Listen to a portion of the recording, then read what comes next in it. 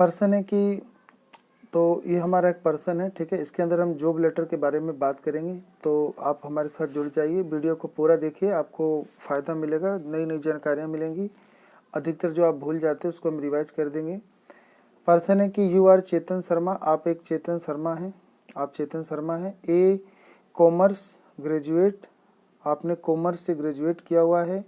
From Delhi university, आपने Delhi university से यानी दिल्ली विश्वविद्यालय से आपने वाणिज्य में ग्रेजुएट कर रखा है, ठीक है। यानी स्नातकोत्तर बोलते हैं। यू आर सीकिंग, आप खोज रहे हो। फॉर ए सुटेबल जॉब, आप एक उचित नौकरी ढूंढ रहे हो, जॉब ढूंढ रहे हो, काम ढूंढ रहे हो। You come across N advertisement, तभी आपका ध्यान एक एडवर्टीजमेंट पे गया या आप एक एडवर्टीजमेंट पे पहुँचे जो छपा था in the Times of India में। Inviting young and dynamic fresh graduates as sale assistant in a reputed company. और आपने देखा कि एक जो रेप्यूटेड माने जानी पहचानी कंपनी है, उसके अंदर आमंत्रण किया गया है कि यंग और डायनेमिक फ्रेश ग्रेजुएट को, यानी जो जवान हैं और जो डायनेमिक हैं, समर्पित हैं, जो कि अभी फ्रेश ग्रेजुएट है, यानी जो नए नए ग्रेजुएट जिन्होंने किए हैं, वो सेल्स असिस्टेंट चाहिए आपको, ठीक है। यानी जो सेल्स का काम करते हैं, तो सेल्स असिस्टेंट माने सहायक चाहिए आपको, बिक्री सहायक। Apply for the said box to job, box number 8365। तो आपको इसका जवाब देना है और इस नौकरी के बारे में कहना है, जो कि आप जवाब दोगे बॉक्स नंबर इतने, CEO the Times of India को ही जवाब देना है और न्यू दिल्ली को देना है, ठीक है। तो आपको इसके लिए आपको एक जॉब लेटर लिखना है, ये उनका पता हो गया जिनको लिखना है कि box number 8356 CEO the Times of India, इनको लिखना है, ठीक है। तो देखते हैं जॉब लेटर जो सेल्स असिस्टेंट्स का होता है इसे कैसे लिखना चाहिए, ठीक है। तो पहले तो हम अपना पता लिखते हैं, सेल्फ एड्रेस। तो मान लेते हैं हम रहते हैं C40, ये क्वेश्चन में नहीं दिया होता, ये आप अपने तरफ से बिल्कुल लिख सकते हो, नहीं तो आप सेल्फ एड्रेस भी लिख के न्यू दिल्ली वगैरह छोड़ सकते हो, ठीक है। तो C40 अशोक विहार न्यू दिल्ली, एक लाइन छोड़कर डेट मान लेते हैं 1 अप्रैल को लिख रहे हैं, या जिस दिन एग्ज़ाम हो उस दिन की तारीख लिख देना। फिर एक लाइन छोड़कर लिख देंगे द एडवर्टाइज़र, ठीक है। एडवर्टाइज़र कौन है, तो अखबारी था, तो बॉक्स नंबर इतना, और CEO थे the Times of India new Delhi. तो पर्सन में जैसा था वो लिख दिया हमने, बस यहाँ पे एडवर्टाइज़र जोड़ लेना है। फिर यहाँ पे लिख देंगे सर, यानी श्रीमान।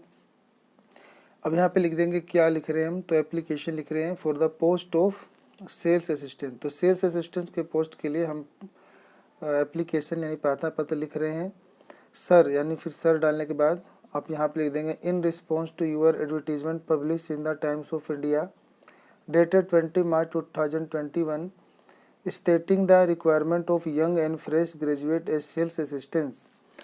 कहता है कि आपके जो विज्ञापन था जो प्रकाशित हुआ था टाइम्स ऑफ इंडिया में, जो कि तारीख था 20 मार्च 2021, उसके संदर्भ में, जिसमें आपने कहा था कि आप एक यंग और फ्रेश ग्रेजुएट सेल्स असिस्टेंट चाहते हैं, तो आई ऑफर, तो मैं अपना ऑफ़र कर रहा हूँ my candidates for the same. तो मैं इसके लिए अपने आप को कैंडिडेट के तौर पर समर्पित कर रहा हूँ, ऑफ़र कर रहा हूँ, ठीक है।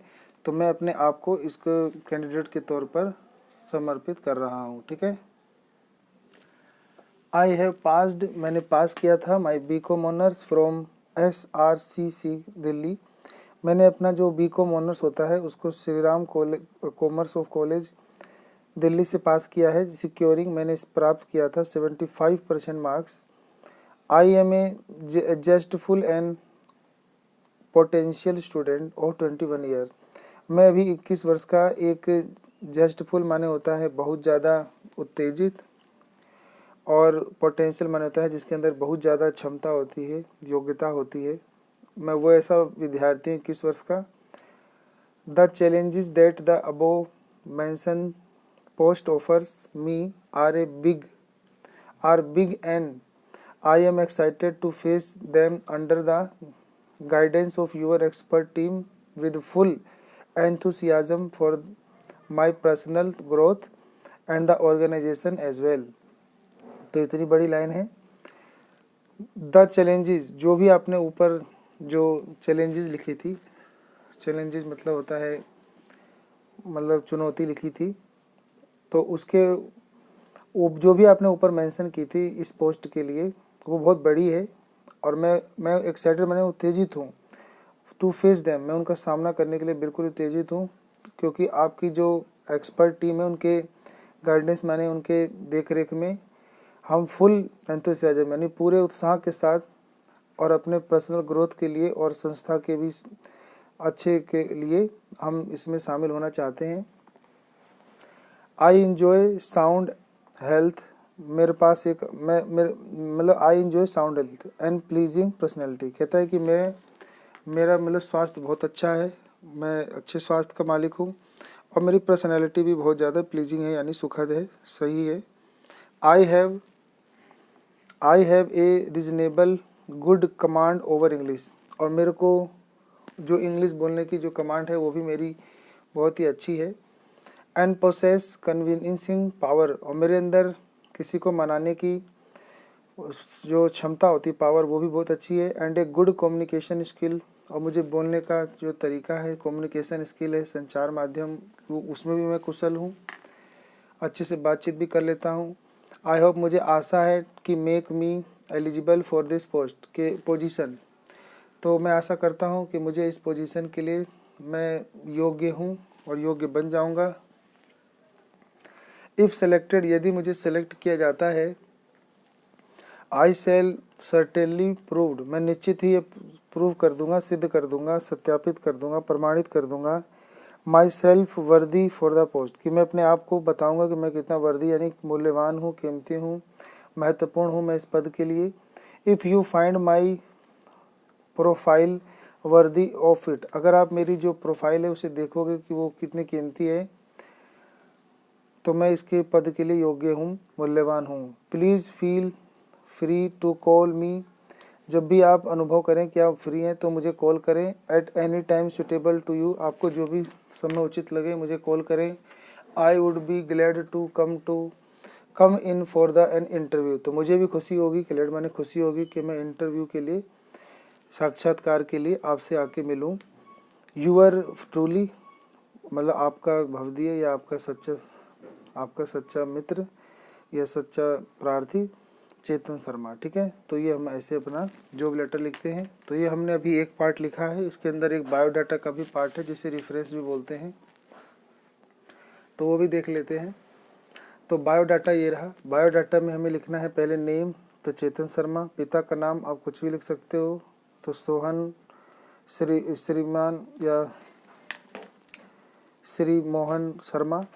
एड्रेस में लिख दो C40 अशोक विहार दिल्ली। फिर डेट ऑफ बर्थ लिख दो 15 सितंबर 1998। तो डेट ऑफ बर्थ आप ध्यान से लिखें कि 21 साल या 22 साल दिख जाए। और एजुकेशन क्वालिफिकेशन में आपको लिखना है कि B.Com ऑनर्स आपने किया था 2019 में 75% मार्क्स से, और CBSE आपने 12वीं पास की थी 2016 में, जो भी आपने 83% या जो भी परसेंट लाया था, ठीक है, अपने हिसाब से आप लिख सकते हो।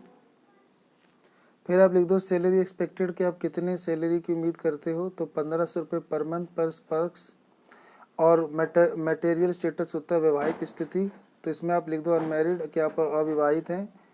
लैंग्वेज नोन, यानी आप कौन सी भाषाएं जानते हो, तो आप हिंदी और इंग्लिश लिख सकते हो। बाकी आप हॉबीज़ लिख सकते हो कि आपको क्या पसंद है, क्रिकेट खेलना या फिर क्या करना पसंद है वो भी लिख सकते हो, और भी कोई 2-4 चीज़ें लिख सकते हो आप इसमें, ठीक है।